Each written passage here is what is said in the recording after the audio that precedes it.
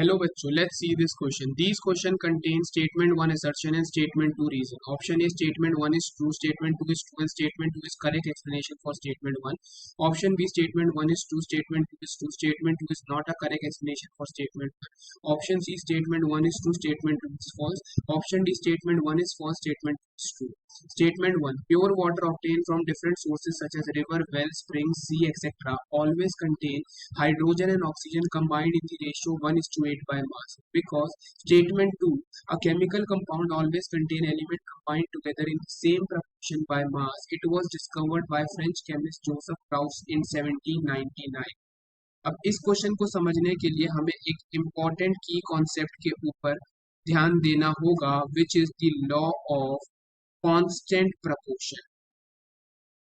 Law of constant proportion हमारा जो है इस क्वेश्चन का की कॉन्सेप्ट है, जो कि ये कहता है कि हमारे जो एलिमेंट्स होते हैं इन अ कंपाउंड, एक कंपाउंड के अंदर जो एलिमेंट्स होते हैं दे ऑलवेज कंबाइन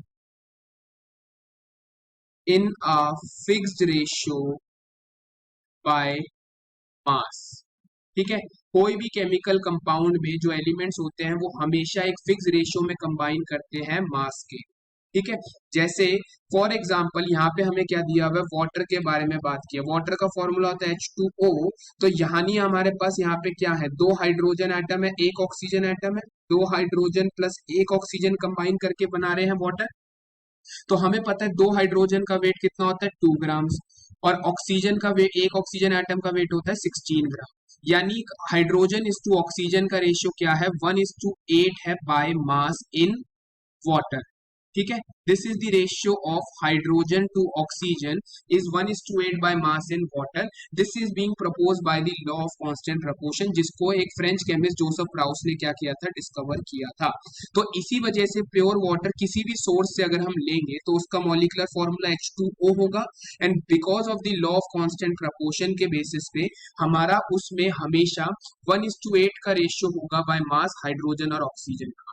यानी हमारा करेक्ट आंसर क्या हो जाएगा, option A, that statement 1 is true and statement 2 is true and statement 2 is the correct explanation for statement 1. यहाँ पे हर जगह फिक्स रेशियो इतना क्यों देखने को मिल रहा है, because of this law of constant proportion. I hope you understood it well. All the best. Thank you.